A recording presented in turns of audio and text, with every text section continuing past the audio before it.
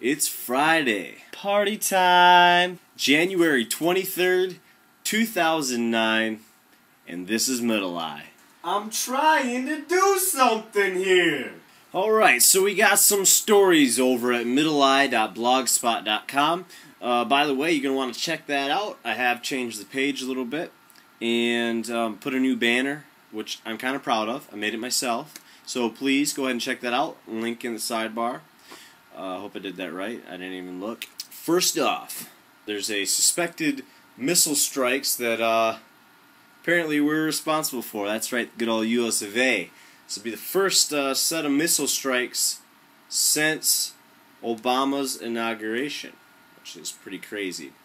At least 20 people were killed in northwest Pakistan, near the border of Afghanistan. We know this is where the hot spot is, okay? Because these guys are going back and forth in the mountains between Afghanistan and Pakistan, and we really can't control it. A U.S. Predator drone fired 3 missiles at a compound about 2 miles from the town of Murali in the tribal area of northwest Waziristan about 5:15 p.m. Alright, so, is this Star Wars or what? Because we're fighting with drones now?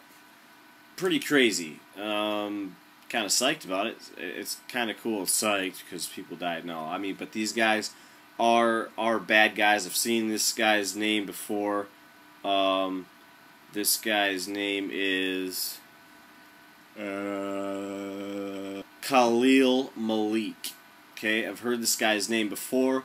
And I'm psyched about that, and just the fact that this was a drone, which means there were no U.S. troops really involved that were in any kind of danger. They were not going to get shot down, even though that plane kind of flies kind of high anyway.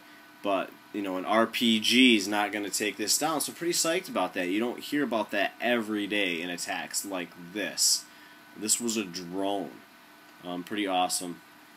So, basically took out about 10 guys, and then these guys shut down the whole area, so we can't get in there. They wanted to block it off, which basically we're very sure that we killed the guy, this Khalil Malik, and some of his family members, some of his his brother-in-law or something like that. We got them, we're pretty sure, because usually this happens whenever you get a high target. And so they've cordoned that off, and they're not going to let anybody in there because he's dead, and they don't want to admit it, and they, have all these grievances and whatever. And, it's about time, really. We've really stayed out of Pakistan and really kind of let them alone. And I think it's about time. I'm sure Barack Obama knows about this attack, and I think this is a strategic attack. Okay, they only killed those 10 people. This was very specific attack. It was very accurate, and so I'm pretty proud about this. Everything seems to have gone very well with this, and it looks like we've got a high-value target. Now, speaking of Obama, you might be kind of psyched, those of you that are BlackBerry users. I know, I use my iPhone, and I don't know if you heard about this or not, but they were threatening Barack, President Obama, they were threatening to take away his BlackBerry because of security issues that relates. We know about when McCain's campaign, they sold a bunch of BlackBerries, and they ended up getting addresses and phone numbers to all these high political people. Not a very good thing. BlackBerry is very easy to hack because every email message you send goes up to a big NOC in Canada. Basically goes into a big server, and it can actually be physically accessed by anybody that's in RIM, Research in Motion, which is the owner of BlackBerry. So they really were like, hey, you're not going to be able to have that. So as it turns out, Barack is going to be able to keep his BlackBerry. He's only going to be able to use that basically with some of his closest people that he works with, and mostly for his friends and stuff. So basically, he's not going to be using that BlackBerry for things that are of high security. He's not going to be talking with foreign dignitaries with that BlackBerry, but he is going to be able to use it, and thank God for that. I mean, it's kind of a weird thing because we're into this whole new age. You can't imagine, George Washington being addicted to something like that. I mean, I don't know now what I would do without my iPhone, and I can imagine that Barack feels the same way about his BlackBerry. I mean, it's just everything, and it's a quick tool. If you're not sitting in front of your computer, you can access information right away, bam, bam. And so Barack's going to get to keep his BlackBerry, and so we can, yes, we can. Yes, we can use the BlackBerry. Yes, we can get our information on time. Bam! In more tech news, Windows 7. Some of you guys have been testing this out in beta. You can Twitter me, twitter.com/Damian Hansen. Check out the link on middleeye.blogspot.com. And let me know how that's working with Windows 7. I'm not really using Windows anymore. My Windows machine is just XP. Going to keep it that way.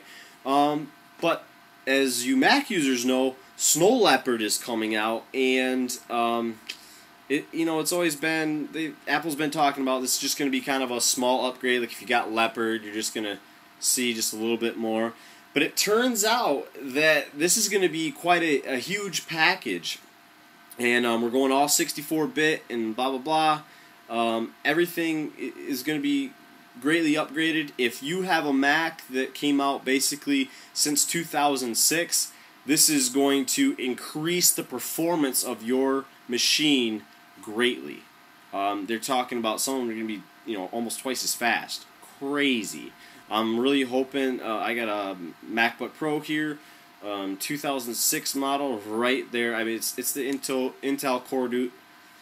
Oh my gosh, it's the Intel Core 2 Duo processor, and so I'm pretty sure that it's going to work with that. But it's really exciting.